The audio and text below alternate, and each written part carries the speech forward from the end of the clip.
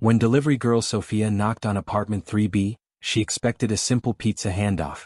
Instead, she found a desperate father, his terrified daughter, and 3 armed criminals demanding blood money. In 20 seconds she had to choose: walk away safely or risk everything to save strangers who meant nothing to her.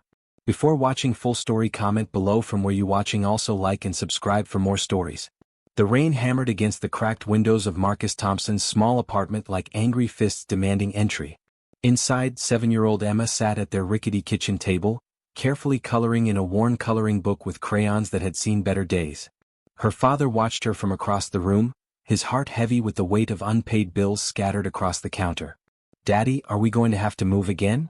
Emma's innocent voice cut through the silence like a knife. Marcus forced a smile, though his stomach churned with worry. "No, sweetheart. Daddy's going to figure something out." The eviction notice in his pocket felt like it weighed 1,000 pounds. 3 days.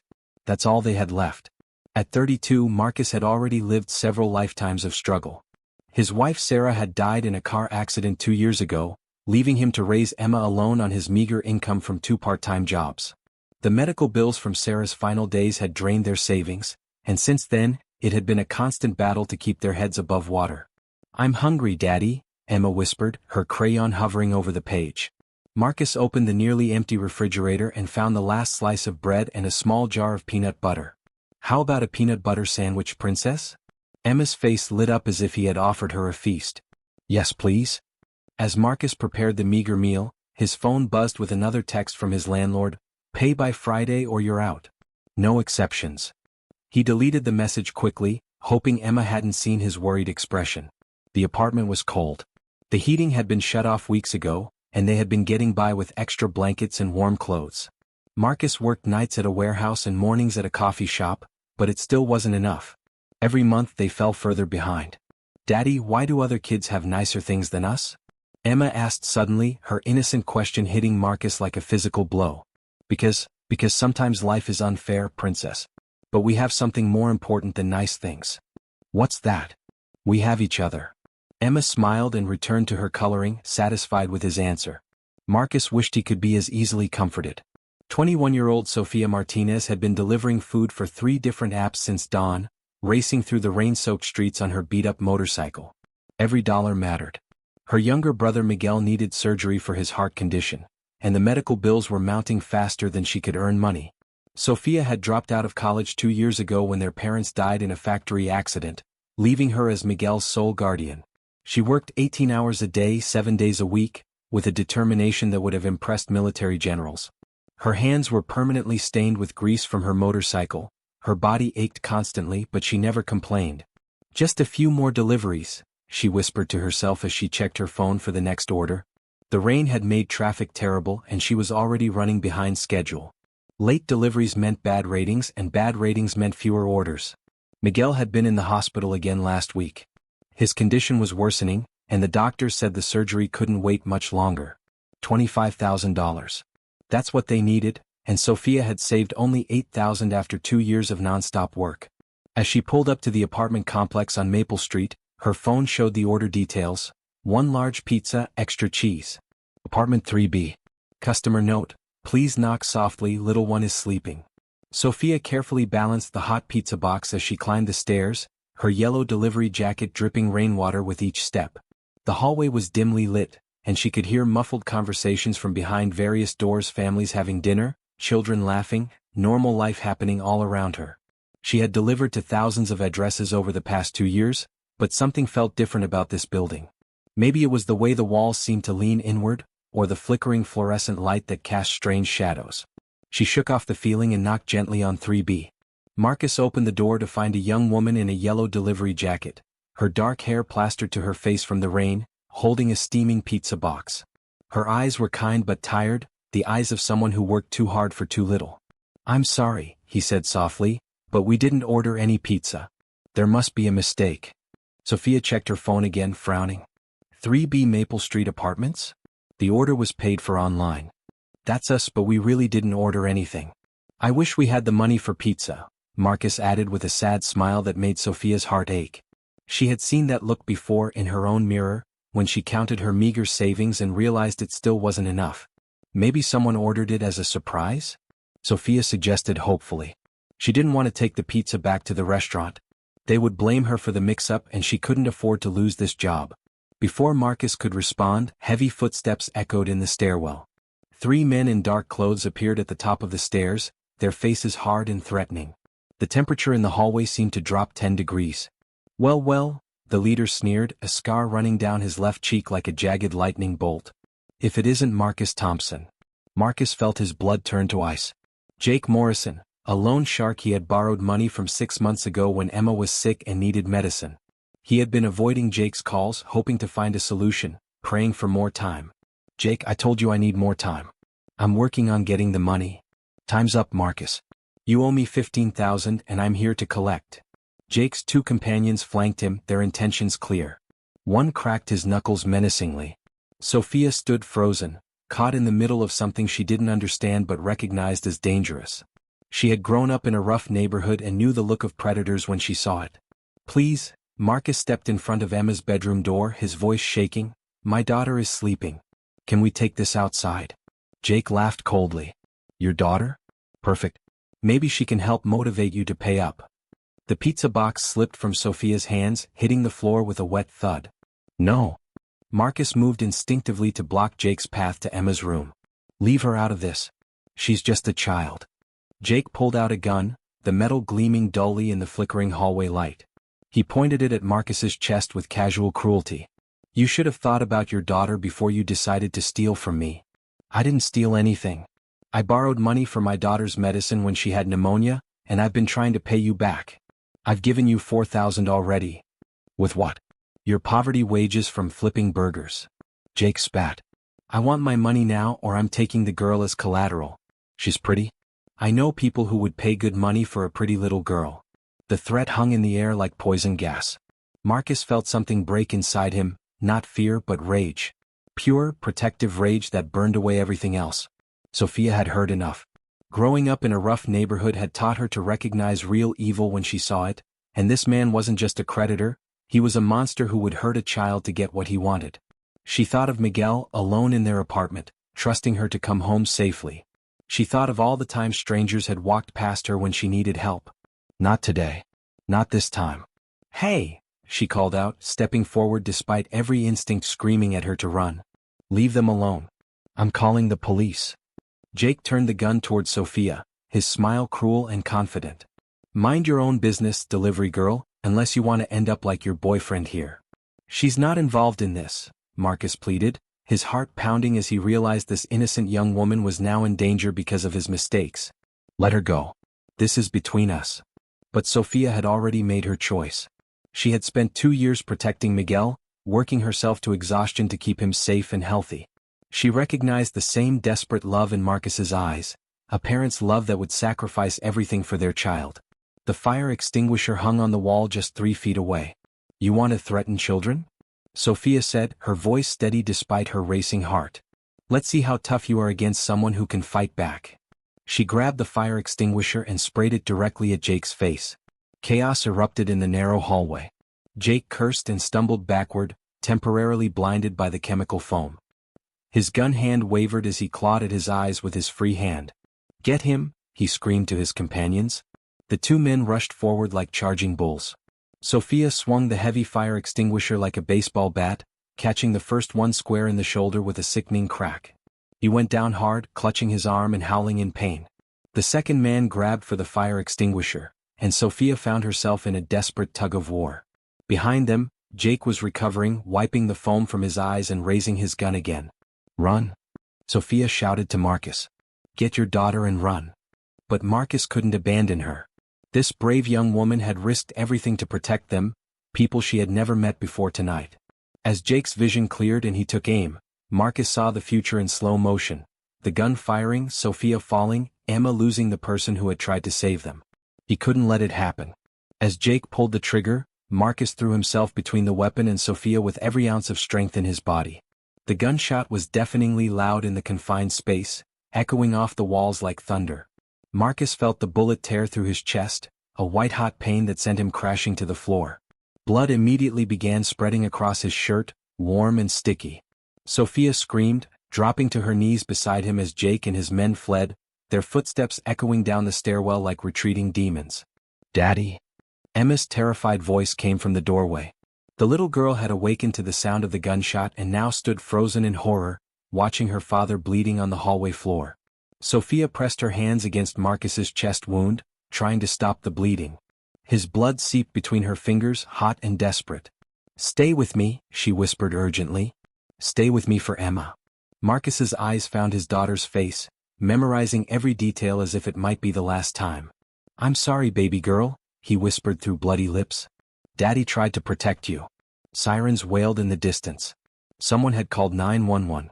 "You did protect us," Sophia told him fiercely. "You saved us both. Now you have to fight. Emma needs you to fight." Emma ran to them, her small hands fluttering helplessly over her father's body. "Daddy, please don't leave me. Please don't leave me like Mommy did." The words cut through Marcus's fading consciousness like a lifeline. He couldn't leave Emma alone in the world. He had to fight. The ambulance ride was a blur of flashing lights and urgent voices. Sophia held Marcus's hand while Emma clutched his other arm, both of them willing him to stay conscious, to keep fighting. "What's his blood type?" the paramedic asked. "I don't know," Sophia realized with panic. "I'm not family." "A positive," Emma said quietly. "Like mine. Mommy was O negative. Daddy told me about blood types when I had to go to the doctor."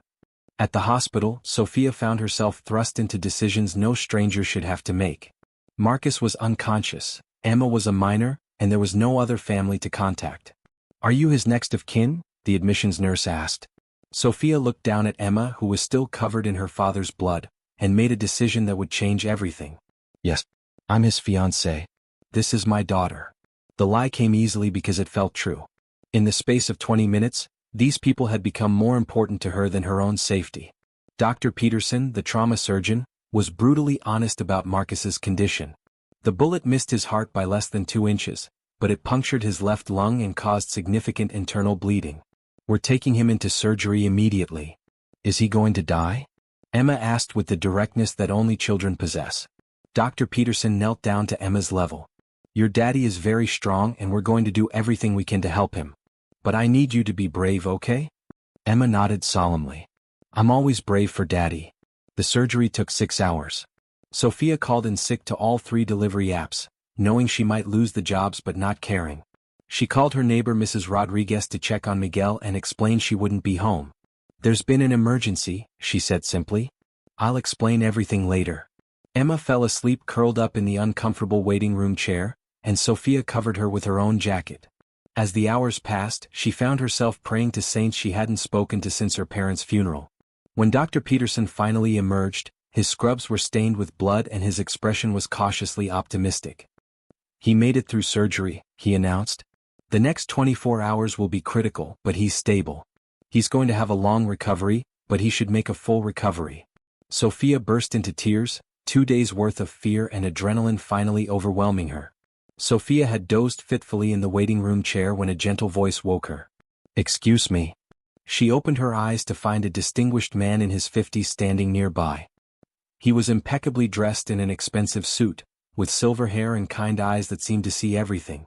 Despite his obvious wealth, there was something gentle about his demeanor. "Are you the young woman who was with Marcus Thompson last night?" he asked softly. Sophia tensed, unsure who this stranger was or what he wanted. Emma was still sleeping beside her, and her protective instincts flared. "Who's asking?" "My name is Robert Langston.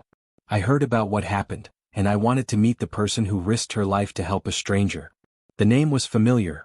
Robert Langston owned half the businesses in the city. Sophia had delivered food to his corporate offices dozens of times, though she had never seen him personally. "Why?" Sophia asked bluntly. She was too tired and too worried to be polite. Robert sat down in the chair across from her, and despite his expensive clothes, he didn't seem to mind the uncomfortable plastic seat. "Because 20 years ago my daughter Catherine was murdered during a robbery. She was only 19, delivering medical supplies to a free clinic in a bad neighborhood." Sophia felt her breath catch. She had heard the story, it had been front-page news for months. Catherine Langston, the billionaire's daughter who had dedicated her life to helping others, gunned down by criminals who were never caught.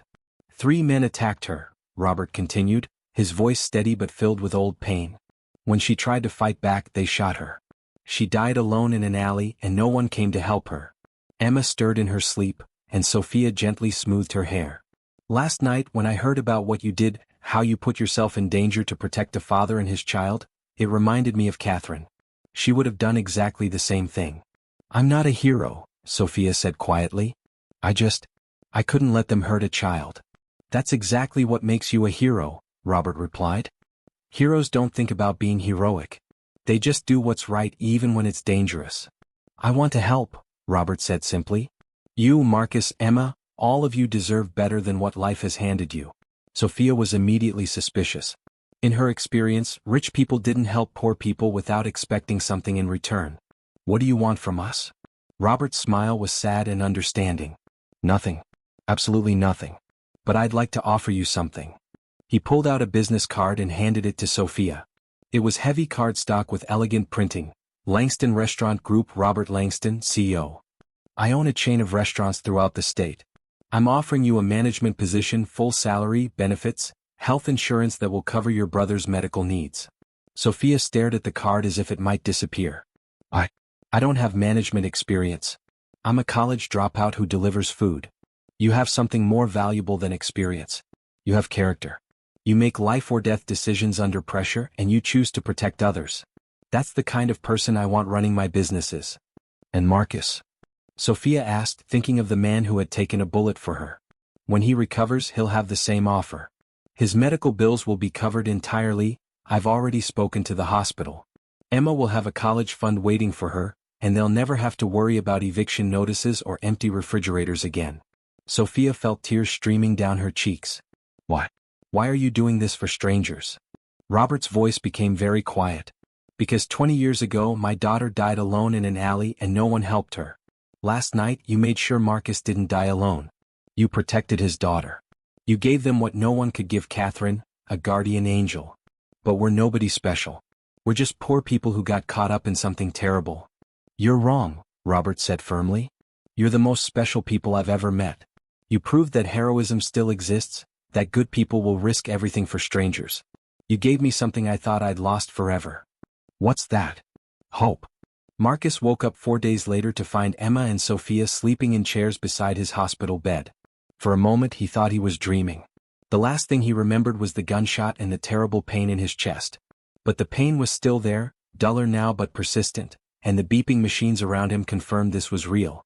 Daddy? Emma was awake instantly, carefully hugging his arm while avoiding the 4 tubes and monitoring equipment. Hey there, princess, Marcus whispered, his voice hoarse from the breathing tube that had been removed just hours earlier. Are you okay? Are you hurt? I'm fine. Sophia took care of me the whole time. She didn't leave even once. Marcus looked at Sophia, who was awake now too. She looked exhausted, her clothes wrinkled from sleeping in the chair, her hair messy. But her eyes were bright with relief and something else, something that looked like love. You saved our lives, he said softly. You saved mine first, Sophia replied. You took that bullet for me. You didn't deserve to get hurt because of my problems with Jake. And Emma didn't deserve to lose her father because of some criminal's greed. They looked at each other with deep understanding, 2 people who had found something precious in the middle of a nightmare. There's something I need to tell you, Sophia said. About the medical bills, about Emma's care while you were unconscious. I may have stretched the truth a little bit. Marcus raised an eyebrow, wincing at the movement. I told them I was your fiancé so I could make medical decisions for you. And there's a man who wants to meet you, Robert Langston. He's offered to help us. All of us. Before Marcus could ask what she meant, a knock came at the door. Robert entered with a warm smile, carrying a small bouquet of flowers. Mr. Thompson. I'm very glad to see you awake. As Robert explained his offer, Marcus's disbelief grew. A job with full benefits, medical coverage, a home for Emma, security they had never dreamed possible. I don't understand, Marcus said finally. Why would you do this for us? Robert sat down beside the bed. Because you and Sophia reminded me that there are still people in this world worth believing in. Because my daughter would have wanted her death to mean something, and helping you gives her death meaning. What about Jake and his men? What if they come back? Robert's expression hardened slightly. They won't be bothering anyone for a very long time. I hired some very good private investigators. Jake Morrison is facing charges for attempted murder, armed robbery, and about a dozen other crimes. He'll be in prison for 25 years minimum. 6 months later, Sophia stood in the kitchen of their new apartment, making breakfast for her new family. The apartment was modest but comfortable, with enough bedrooms for everyone and windows that let in actual sunlight. Miguel was at the kitchen table doing homework before school, his surgery a complete success. The scar on his chest was fading, and his color was better than it had been in years. Emma sat beside him, helping with his math problems despite being younger. She had adapted to their new family structure with the resilience that children possess. Marcus emerged from his bedroom, moving carefully but steadily. The physical therapy was helping, and the doctors said he would make a full recovery. More importantly, the haunted look had faded from his eyes. "Good morning, beautiful," he said, kissing Sophia's cheek as she flipped pancakes. "Morning, handsome. How are you feeling?" "Better every day." It was true. The job Robert had given him was fulfilling in ways his previous work had never been. He was assistant manager at one of the restaurant chain's flagship locations, and he had discovered he had a talent for leadership and customer service. Sophia's restaurant had become the most profitable in the chain under her management. She had a gift for understanding what people needed and making sure they got it. "Are we really going to stay here forever?" Emma asked, the question that had haunted her for so long. "Forever and ever," Marcus promised. "This is our home now. All of us." Miguel asked. He still sometimes worried that this new life was too good to be true. "All of us," Sophia confirmed. "We're a family now. Families stick together." The trial of Jake Morrison was front-page news for weeks. Robert's private investigators had uncovered a network of illegal activities that went far beyond simple loan sharking. Jake had been involved in human trafficking, drug distribution, and had terrorized dozens of families over the years. Sophia testified about the night of the shooting, her voice clear and strong as she described Jake's threats against Emma.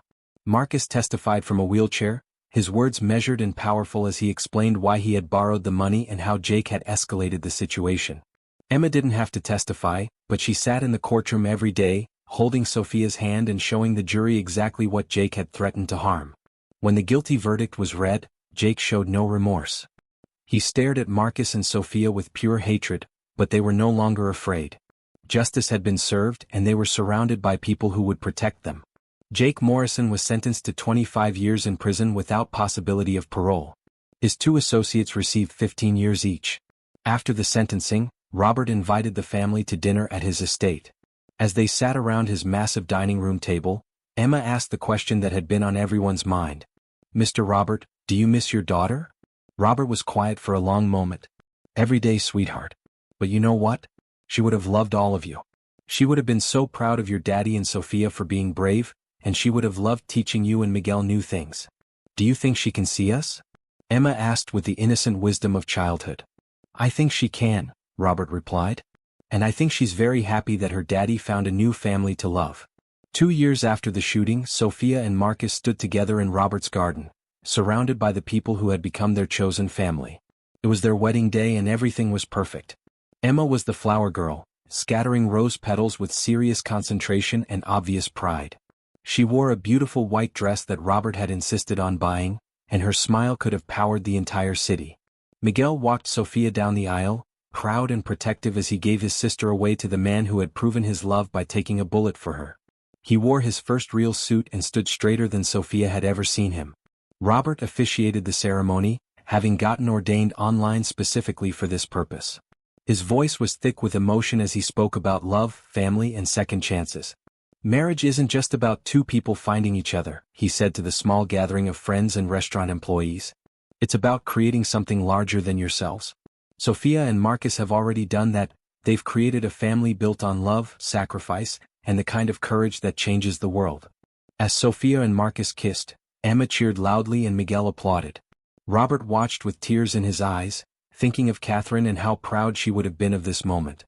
The reception was held in Robert's backyard, with fairy lights strung between the trees and enough food to feed an army. Sophia's restaurant had catered the event, and the staff had insisted on working for free as a wedding gift. As the evening wound down and Emma fell asleep in Marcus's lap, Sophia found herself sitting beside Robert on the porch swing, watching Miguel teach some of the younger children a card game. "Do you ever regret it?" Robert asked quietly. "Giving up your old life for all this responsibility?" Sophia considered the question seriously. 2 years ago, she had been a college dropout working 18-hour days just to survive. Now she was a successful business owner, a wife, a mother to Emma, and a sister to Miguel in ways that went beyond blood. "The only thing I regret," she said finally, "is that it took so long for us to find each other."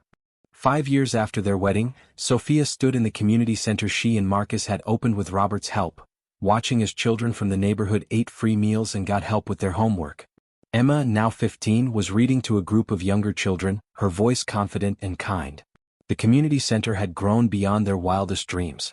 It now included a job training program, a small medical clinic, and a scholarship fund that had sent 23 young people to college.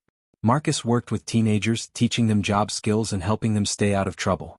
Many of them reminded him of himself at Emma's age, angry, desperate, making bad choices because they felt they had no other options. "You know what changed my life?" he told a particularly difficult 15-year-old named Carlos. "Meeting someone who proved that heroes are real. Not superheroes from movies, real heroes. People who see someone in trouble and decide to help, even when it's dangerous." "Your wife?" Carlos asked skeptically. "She wasn't my wife when she saved my life. She was just a delivery driver who could have minded her own business. Instead, she risked everything for strangers." Miguel, now 25, had graduated from engineering school and worked for Robert's company designing more efficient restaurant equipment. He still lived with the family, and had recently started dating a teacher from Emma's school. Robert, now in his 70s, spent most of his time at the community center, having found more joy in these projects than he had ever found in business. His health was declining, but his spirit was stronger than ever. On the 10th anniversary of the shooting, they gathered for their annual memorial dinner, not to mourn the violence that had brought them together, but to celebrate the love that had grown from it. "I have an announcement," Robert said as they sat around the familiar dining room table. "When I die, my estate will be divided equally among this family. You are my heirs, all of you." Everyone protested at once, but Robert held up his hand for silence. Catherine would have been 44 this year. She would have had children, maybe grandchildren. She would have lived a full life of love and purpose. "I can't give her that life, but I can give it to you. You are Catherine's legacy. You are what she would have wanted her father's wealth to accomplish." Sophia reached across the table and took Robert's hand. "You already gave us everything that matters. You gave us each other. And you gave me a reason to live beyond my grief," Robert replied. "You gave me hope." 2 years later, Robert passed away peacefully in his sleep, surrounded by his chosen family. At his funeral, hundreds of people came to pay their respects: scholarship recipients, community center volunteers, restaurant employees, and families he had helped. Emma, now 17 and bound for medical school on a full scholarship, gave the eulogy. She spoke about the ripple effects of kindness, about how one act of courage could change the world, about the man who had taught them all that family isn't just about blood, it's about choice, love, and the courage to help others. As she looked out at the crowd, Emma saw faces of every color and background, people whose lives had been touched by Robert's generosity and her parents' courage. She thought about the night that had started it all, a delivery gone wrong that had become the foundation of something beautiful. "Robert used to say that Catherine would have loved our family," Emma said, her voice carrying across the packed church. "I think he was wrong. I think Catherine would have been part of our family. Because that's what families do, they grow to include everyone who needs love, everyone who's willing to fight for each other, everyone who believes that tomorrow can be better than today." After the funeral, Sophia and Marcus stood in their backyard, watching Miguel push Emma on the swing set Robert had built for her years ago. Despite her age, Emma still loved the simple joy of flying through the air, laughing with pure happiness. "Do you think we did right by him?" Marcus asked. "By Robert and Catherine?" Sophia considered the question, thinking about all the lives they had touched, all the families they had helped, all the young people who now had hope because of the foundation they had built together. "I think," she said finally, "we did exactly what they would have wanted. We turned pain into purpose, grief into grace, and tragedy into triumph." As the sun set over their neighborhood, casting long shadows across the community center where dozens of families were gathering for dinner, Sophia felt the truth of those words settle into her bones. Sometimes the worst moments of our lives become the doorways to our greatest blessings. Sometimes angels wear yellow delivery jackets and arrive just when we need them most. And sometimes, love really is stronger than fear. In her pocket, Sophia still carried a photo from their wedding day, 5 people who had found each other by chance and chosen to become family by choice.